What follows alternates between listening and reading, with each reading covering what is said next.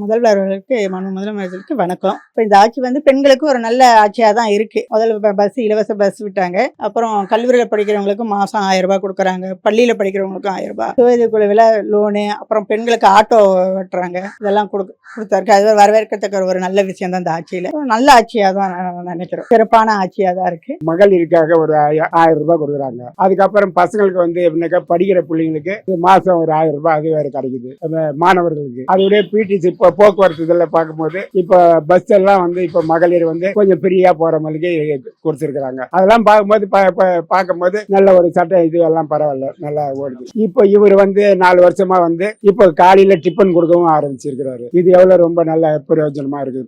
பிள்ளைங்களுக்கு பிரயோஜனமா இருக்குது. வேலைக்கு போறவங்களுக்கும் அவங்களுக்கும் கொஞ்சம் பிரயோஜனமா இருக்குது. பசங்க கொஞ்சம் குழந்தைங்களை கொண்டு போய் விடுறாங்க. அதுகளும் சாப்பிட்டு கொஞ்சம் திருப்தியா இருக்குது. அதுக்கு முன்னாடி அந்த மாதிரி எல்லாம் இல்ல. இப்போ வந்து இவங்க டிஃபன் எல்லாம் கொடுத்து ஓரளவுக்கு பண்றதுனால இப்போ அவங்க இப்ப ஃப்ரீயா வேலைக்கு போற மாதிரி இருக்குது. பொம்பளைங்க சொல்றேன், மகளிர் சொல்றேன். போன ஆட்சியில இது மாதிரி இந்த தமிழ் புதல்வன் திட்டம், இந்த மகளிருக்கு அந்த 1000 ரூபாய் கொடுக்குற திட்டம் எல்லாம் கிடையாது.